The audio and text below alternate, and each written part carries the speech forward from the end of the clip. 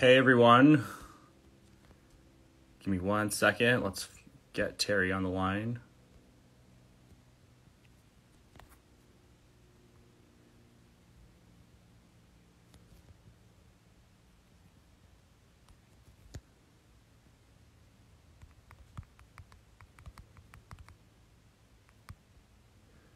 Hi everyone, welcome back to Tea Time. Give me 1 second. We're just waiting for our co-host Terry to jump on.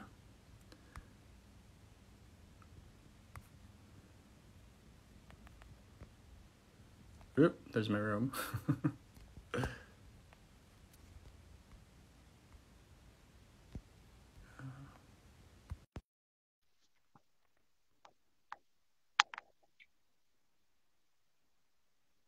Hello. There we go. Got it. Hi, Hello. How are you? I'm good. How are you doing? Did you get Doing your well. you got Thank you for the your you got your tea. tea? It's the perfect time for tea right now. I need it.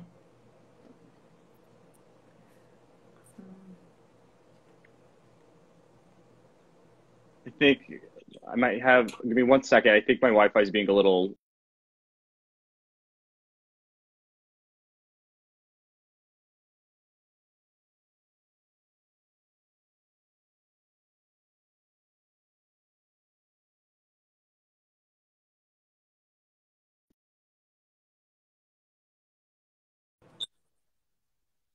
Yep. I can hear you. There you are. Yep. Hi. Okay. Well, awesome. Thanks so much, Terry. We really are so excited for you to join us. I'm happy you got your tea. Okay. Yes. Made it. Thank you. Yeah. So so we can kick off and get started. First thing that we would like to do is just set our intention for this session. And we'll just kind of like sit with that for a second, close our eyes and set it into the universe, and then we'll get started. So with that said, my intention for this session is the same as last week's, which is growth. I think my intention is to educate. Educate? Yeah. Great. Mm-hmm. Okay, so let's just sit with that for a second.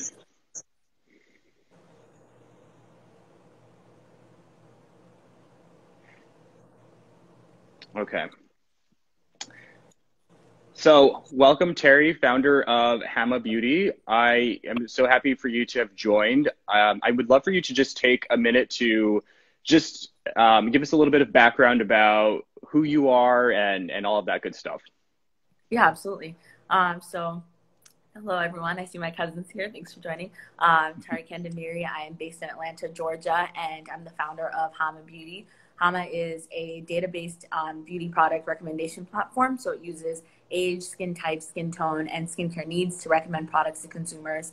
And it stemmed from my own kind of experiences trying to find the best beauty products for me, but having a really hard time doing so. I just couldn't identify what would work for my skin. And so I decided to combine my love for beauty and for technology and business and just find a way to make it easier for me and other people to shop. And yeah, it's been an amazing journey. Just launching May 1st, but the traction's been so great. The responses have been amazing. And I'm thankful that I can partner with MagicLinks as well and have this conversation. Yeah, and then thanks so much. I also just wanted to shout out that we are doing a fundraiser throughout the session for Buy from a Black Woman. So Tari, that was your nonprofit of choice. So as a part of this, we are definitely wanting to support that as well. So Magic Links just set one donation forward of 500 to help kick start that off. So yeah, we're really excited for that piece as well. I guess like I would love to hear just first from you. I know that you and I had sort of chatted separately already about this, but just to sort of share with all of our viewers in terms of like why exactly you started Hama in the first place. Like, like what was the need that you saw and why was this your solution? Yeah, absolutely. So Just, when I go shopping at Sephora, at Ulta, even online, it just felt like I had to slog through hundreds of reviews to find one thing that could maybe work for me, or I would just leave completely confused, not knowing, what kind of product would work for hyperpigmentation or, for breakouts or anything like that. And especially for Black women, some products have minerals in them that kind of make your skin gray, especially with sunscreen, you'll see that happen. And so it was kind of frustrating that I couldn't find an easy way to just find a product, identify it, and know that, people with similar skin had really good luck with that product. And so as I kind of thought about the way that we use data, especially in modern time, and other programs or other platforms that use data, I realized there was an opportunity to do something similar, but use data in a way that kind of parses through the user input and then identifies a product for you based on exactly what you're looking for and exactly your skin type. Yeah, I mean that, and I honestly, it's fantastic. So I went through and did it myself, and like, just what a great idea. First of all, I think like within the space, we haven't really seen very much in terms of shade matching, which is interesting. Like, we're looking at major e-com retailers that are like, the powerhouse leaders of online beauty, and you can do like a customized skincare routine based off of skin conditions, like maybe oily skin, breakouts, things like that. But in terms of actual shade matching, that's I guess historically has been a very in-store experience, right? Yeah, absolutely. And so like in terms of like what that in-store experience has sort of looked like for you, like what has that been like? Like, did that play into why you decided to create this? Yeah, definitely. I think of kind of in two parts, because I think there are a lot of things going on, especially in fashion and beauty right now. On the fashion side, some of my experiences there definitely contributed. I talked about an experience where I got my big girl job with the firm that I work for and wanted to go buy this dress. I had researched this brand online and I knew exactly what style I wanted and all those things. And I go into the store and there was barely anyone in the store. The attendants were folding clothes, and the three women that were shopping they all had champagne glasses and had dressing rooms and people were pulling clothes for them. But when I walked in, no one offered that same experience to me. No one really acknowledged me. I asked a question. I was kind of quickly answered and then brushed off. And so just thinking of those experiences, I looked at their reviews online at all of their major locations, and it turned out other Black women had similar issues. And so kind of looking towards beauty, those experiences are being shared in comments and in reviews even more so now with what's happening. And women are having, and men as well, everyone's having this, this experience where someone might assume they can't afford a certain product, so they don't get fair treatment, or they might be, treated by someone who doesn't know how to do their hair, how to do their makeup, what kind of skin they have, doesn't understand their condition, their skin type, etc. So I think personalization in the beauty space is really important, and in the fashion space as well. The power is with the consumer, and you get to customize your experience. An interview I recently did, I said, no one's going to judge me when I fill out the form on the algorithm. Like, the algorithm doesn't care about my skin type or if I filter under 25 or over $75. Like, it just wants to provide me with a recommendation or 18 recommendations, however many that work for me, and I go about my day. So I think that did contribute. I just wanted to create a really easy, seamless experience and just make shopping fun. I love to shop. I love being online. I love going to thrift shops, like anything. So just making it a really seamless and welcoming experience for everyone. Yeah, I mean, and honestly, that's kind of tea right there, like in that what you just said about the in-store experience. Like that's like I'll take a sip to that. I'm drinking water today, but that is like that's tea, right? Because it's kind of like, what's the assumption then, that because you're Black and you go in the store that you don't have the same buying power? Yeah. And it's like, and I like what you said in terms of then, you've created, which I think is honestly beautiful. I think in general, female coders is such an underrepresented category as is, especially you being a Black female, and now, building out a proprietary software, like that's not something that you come across very often. And so the way that you coded it to be non-discriminatory, so that whatever price point you're looking for, and for whatever shade you're looking for, that's not something where maybe historically within the store experience, that's something where it hasn't been a super equitable type of feeling. Absolutely.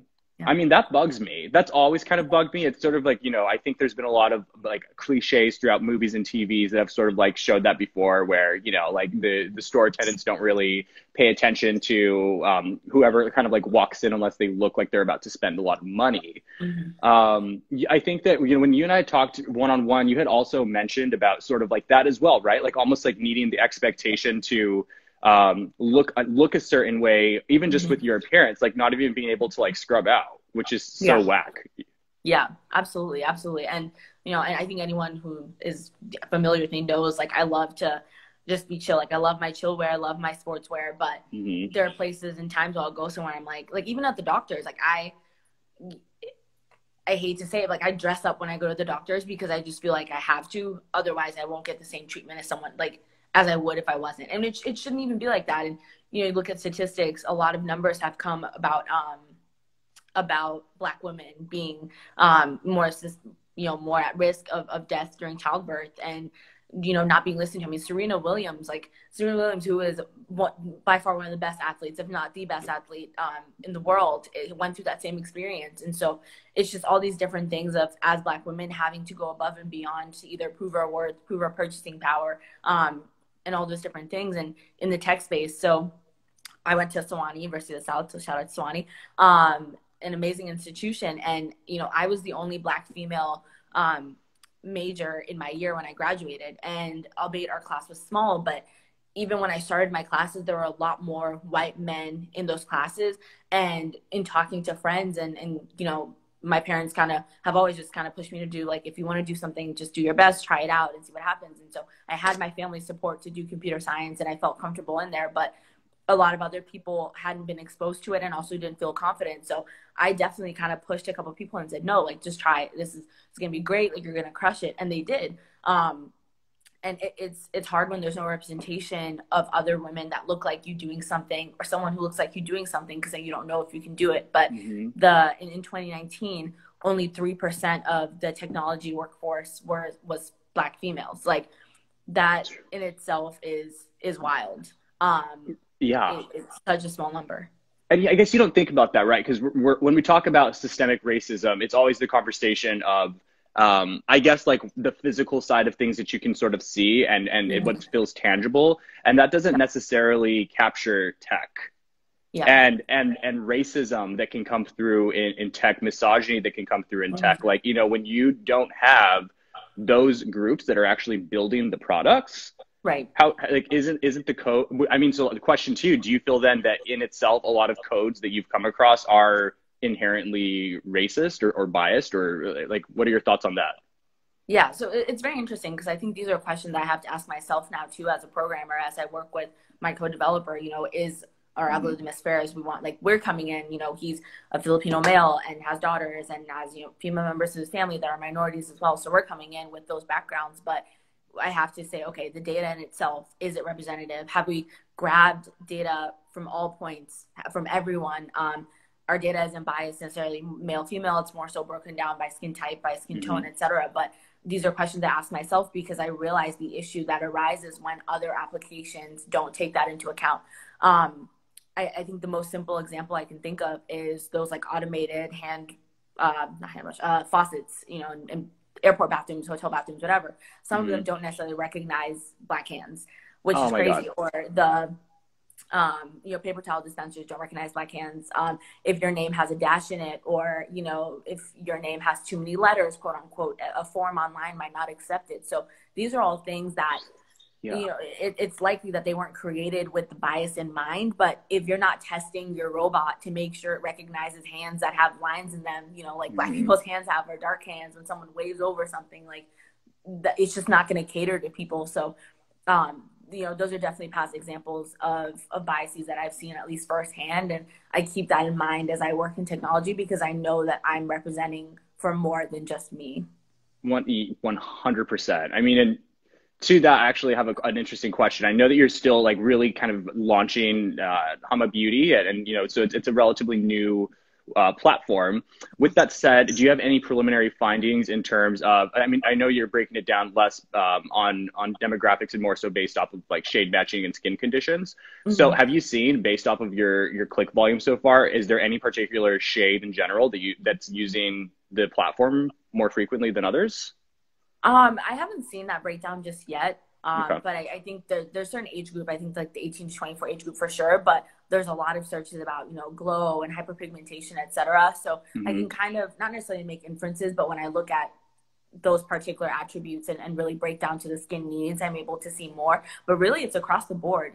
Something interesting that I noticed when I did my market survey, consumer survey, kind of before we dove in and started developing, I got about 250 responses, and it was like across the board, people were having issues. So it would be, you know, people who are the darkest shade of brown and they're having an issue either color matching or finding products that work for them, but also, you know, people who are really, really pale and, you know, having issues with freckles and not being able to find the best sunscreen and going through those things. So I think the really cool thing about the platform in itself is, you know, as I was able to address my needs and help myself and others like me, there are also people that maybe aren't necessarily exactly like me, but also were facing issues. So the data can help isolate and assist that. But that is the plan, is, you know, to really sit down and write the script and break down everything I'm seeing. I love looking at data. I love analyzing. And I think the platform is going to be driven by what people want to see, what people need help with the most, what brands they want to see.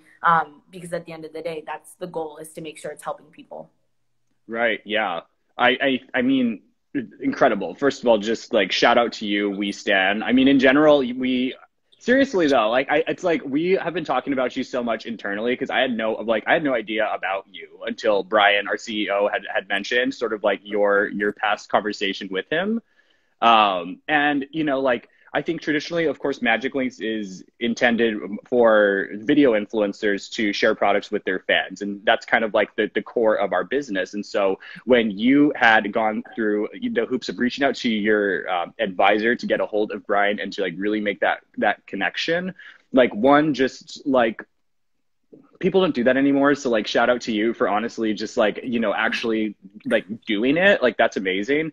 And so it was great to see that, you know, like even back a couple months ago when you were launching all this, that we were able to support that. I think like when we look at what the future of e-com is and what our role is and how we can really work and help empower people like you, who, in my opinion, are incredibly influential in a different sort of way. Maybe you're not the one that's out there applying the product on your face, but if you are creating the technology that makes this more accessible across the board to people, like this is taking us light years into the future. Seriously. Thank you. I really appreciate that. Yeah. Yeah. I'm sure, and you know, I think it all stems from, again, my family just knowing I'm obsessed with business and being like, okay, reach out to whoever you need to reach out to. Like, it'll work out. I think my mom will always say, like, it's going to work out. It's okay. It's going to work out. And, you know, so I love YouTube, love vlogs, and Gretchen Jarity is a vlogger who works with MagicLinks that I watch all the time. Love her vlogs. And so I had, you know, noticed her MagicLinks, like links in the descriptions, and I kind of keep tabs on it. Like, I'd click and check out what she was posting. And then as I was thinking of how I was going to monetize my platform, I realized, you know, trying to get a hold of the retailers themselves would probably take me a while, especially without having the platform built just yet. But what clicked instantly was, okay, well, you know, if Gretchen's using these links, there must be a way, even if it's manual, it takes me forever to get the links and just apply them to all my products. And, you know, I obviously hadn't had my product built yet, which I was worried about. I'm like, okay, well, they're not going to be able to see what I have. And so my advisor, who had gone to Harvard Business School, was able to get in touch with Brian, who also went to Harvard Business School, y'all's founder, and he was so kind, and he and I had a great conversation. I mean, super busy guy, like taking time out of his day to talk to me was such an honor, and he's been super supportive. You know, I think, and this whole conversation stemmed, you know, from he'd written a really impactful message about Black Lives Matter and just MagicLinks' commitment to helping Black creatives, and I felt compelled to reach out and let him know, like, I really appreciated receiving that, and I knew y'all meant it because I'd seen it. Like, even back when I was just watching vlogs and I would visit your site and your Instagram, I saw Black creatives on there. So it was like, this isn't even new. Like, y'all have been doing this for ages, and it's just a matter of continuing that. And so I'm just so thankful that, you know, he embraced my idea and allowed me onto the platform and poor Victor from the tech team is probably sick of me. I know. You're like, seriously, you're like an extended member of the fam. I feel like that. I know. I'm dying that you know, our head of product. It's like hilarious to me. You know, I mean, I think part of what we really are always focusing on, and especially now with what's happening just in the world, our focus has become really like hyper focused on how can we make this space more equitable overall, right? And so there's a lot there that we know we have work to do. We know that there's, and I mean, it's great to hear from you that it's like, I guess I'm happy we're not clumped in with every other brand out there that's like, you know, we've all seen the jokes that, but like, okay, suddenly your entire feed is black. Like it's, you know, that's tea, but we'll save that for another day. But you know, I think for us, it's like, okay, so like that's great. We represent a lot. We really are like we are focused on that. But it's almost more like, you know, there is this shift, I think, with George Floyd and everything that's happening now, where it's no longer just okay, we support you. It's also like we need to like get our hands dirty, right? I think Hey Nikki actually has a great question, sort of to that point. How do we get more Black women involved in tech? Yeah, just in general. Yeah. You know, so my journey in tech is kind of a whirlwind. You know, I started coding on Neopets. I was obsessed with Neopets, so I just always make pages for my pets, and then moved on to MySpace and you know, making super like cheetah girls, sparkly backgrounds, and all these things. But I remember in 10th grade, or maybe 11th grade in high school, there was a girls in tech club, and I went to the girls in tech club meeting. I'm really excited, and our project, so the guys were coding robots. They got to code robots, and our project was make a mirror that lights up for your makeup, which is fine. But I was like, I want to do the robots. Like, that sounds pretty cool. Why can't we just do the robots? But we didn't get to pick. And so in thinking of the opportunities, like the guys are doing robots that are sponsored by Microsoft, and we're doing mirrors that kind of just came out of a box and like probably don't really have much coding, and it's more like just plug it in kind of thing. That really took me away from my coding and trying to get more quote unquote serious about it. And I still did it on the side. When I went to college, I thought I was going to major in history, and it didn't dawn on me that could be my job until I took my 101 class from a professor who said, hey, like, you know, just try it out and see if you like it. Like you said, you code on the side, like just do it. And so there are actually a lot of young women, especially young Black women, that are dabbling in tech all the time, in graphic design, et cetera, that just aren't necessarily in traditional programs. And I think seeing other women in tech that look like them is a really great way to pull them in. Programs like Black Girls Code, Girls Who Code are doing amazing, you know, pulling in people that are interested and people that aren't interested. For young women that haven't been introduced to code, I think, again, those kinds of programs are really great. And, you know, if you have nieces, nephews, any young people in your families that are interested in getting, or that you think might even be interested, just have them try it. You know, sign them up for a free course, or if the community center is doing something, or reach out to one of these organizations and say, hey, I'm in, you know, Silver Spring, and my niece might be interested. I think we just don't know what we can do until someone else says, hey, you should try this. Like, I probably still would have been coding and just have been a historian right now if I didn't do the major. But it's just a matter of making that space of like, okay, you can code anything you want to code. We're going to pull you in. You can join this program. You can do it by yourself. You know, on the side, and you can do it. I think that's the main message. You know, you can be part of it. Because, I mean, not to pat myself on the back or anything, but like I crushed those classes, and my friends that joined crushed those classes. Girl, pat yourself on the back. Pat yourself on the back, please.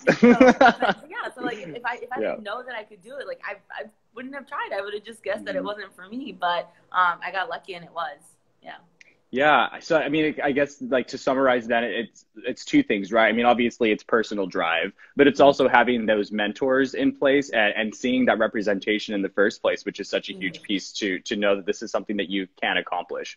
You know, I think I'm like thinking back to even how we sort of like source some of our interns, right? Because MagicLinks is a tech company first. Oh, and mom. So, oh, hi, mom. Hi, Mom. Aren't you so proud of your daughter? Like, I mean, seriously, God, that's she's like, so cute. wow. Yeah. So adorable.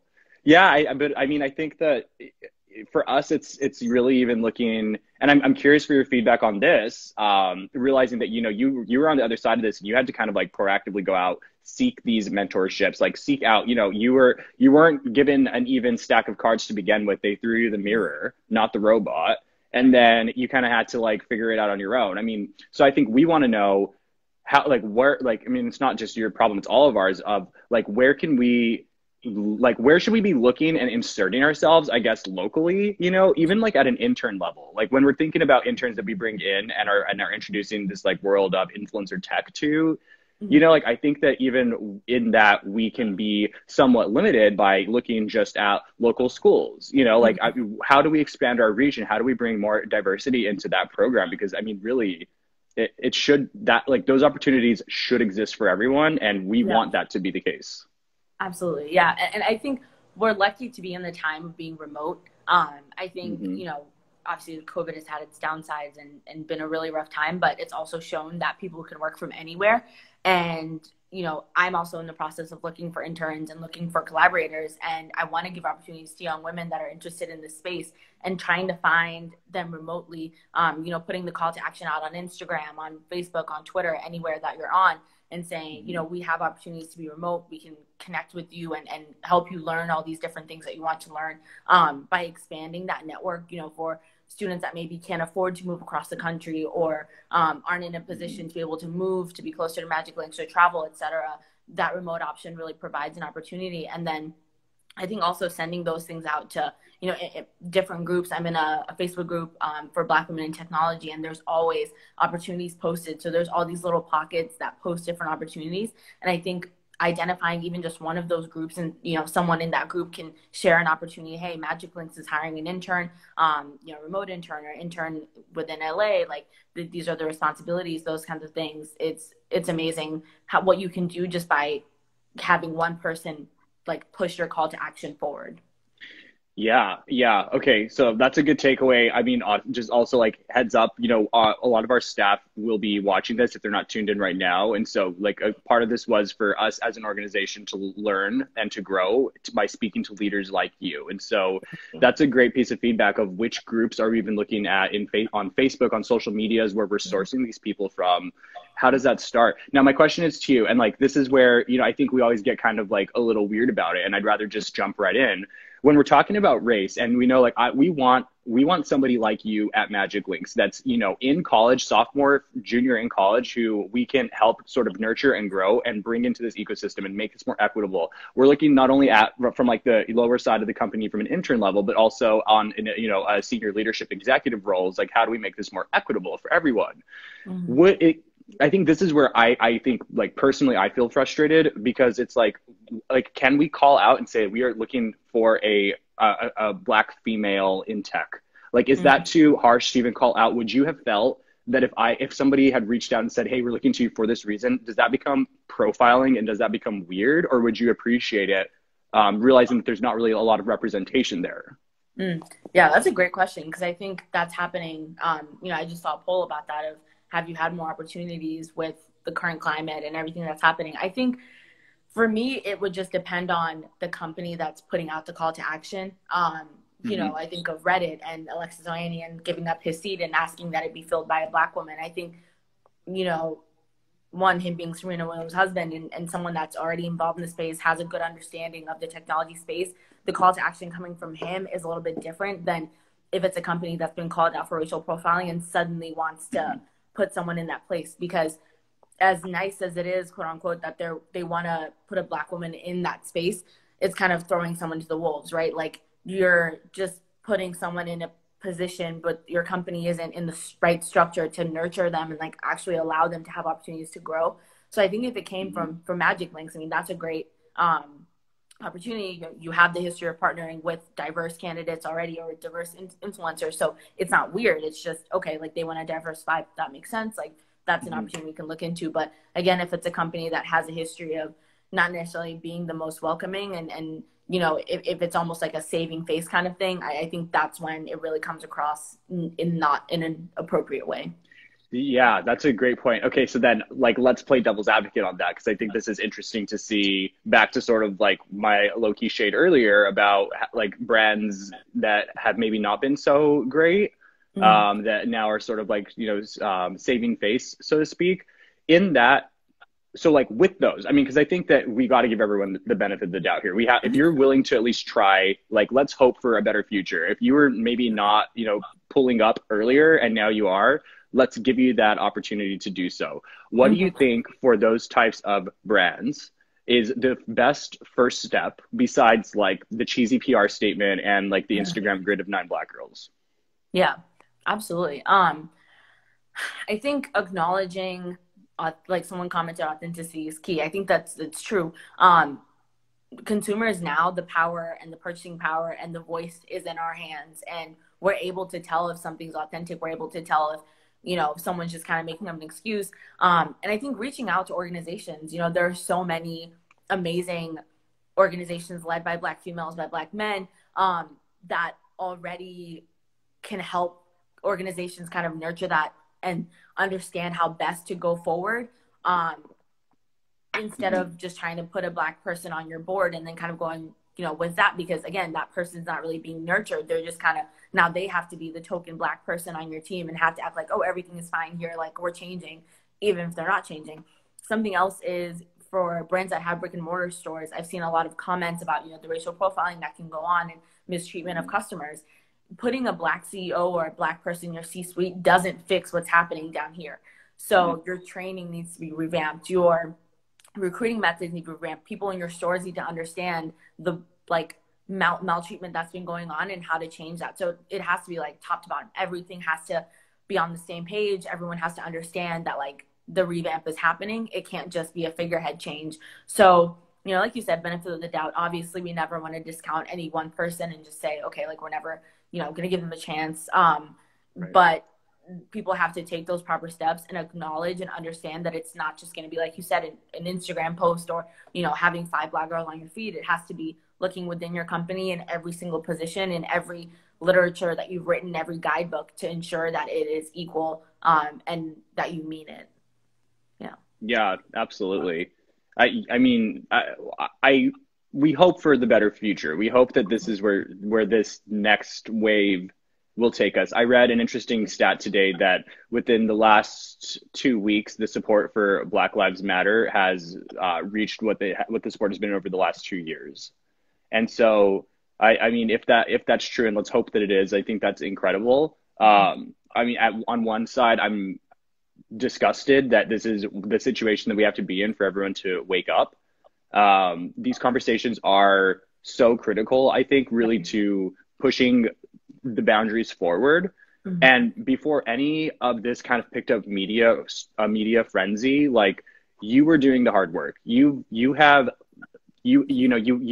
what you needed to do to get where you are right now, and you're just getting started. And we want to carve more opportunities for influential people like you to really help change the ecosystem of e-commerce. I think that it's so important. We've seen it on some of the brand side, right? I mean, like, it was such a huge deal when Rihanna dropped Fenty Beauty with so many different shades of foundation. Like, that had never been done before. Mm-hmm. And I mean, kind of like brands are catching on slowly, but you raise such a, like, it feels like it's so obvious, but like, how hasn't everyone missed it in terms of having actual, algorithmic suggestions based off of shade matching? And so that's so real. I like, again, I know I'm probably like gassing you up too much right now, but seriously, like you're like, I know. Yeah, no, but like seriously, like like it's incredible to see what you have done. And again, like, you're just getting started. I want to just shout out to everyone as well. So we are happy that throughout this live session, we were able to raise $535 for Buy from a Black Woman. Tari, can you explain a little bit more about that fundraiser and like why you selected them?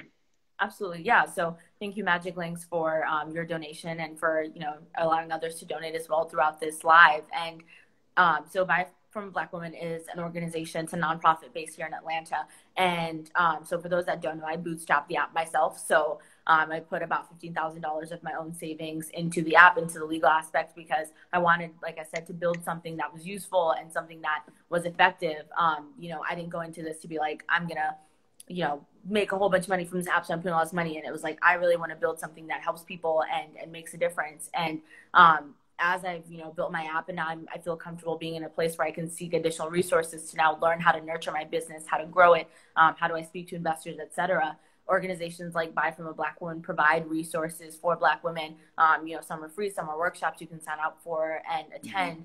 They just have these resources in a central location.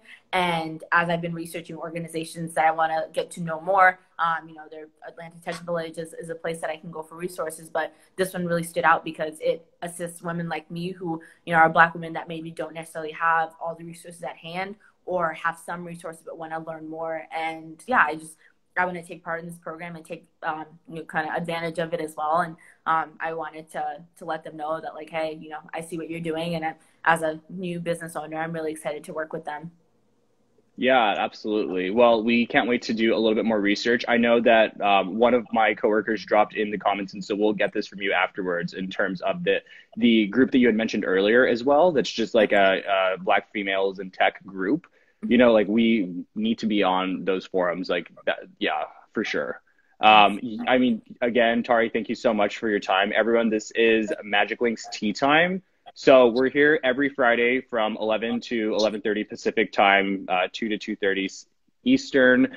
And yeah, we're just getting into it, you know? I mean, there's not really a lot of structure other than we know that we work with a lot of dope people with backgrounds of incredible insight. And so Tari is one of them. Thank you so much for joining us on this session. We are incredibly thankful to be able to partner with you, and let's just keep growing. We're not done, but I really thank you so much. We did learn a lot from this. Of course. Thank you, Brian. It's been awesome. Okay. All right. Thanks. Yeah. Bye, Mom. All right. Thanks, everyone. Bye, Mom. Okay. Bye, everyone.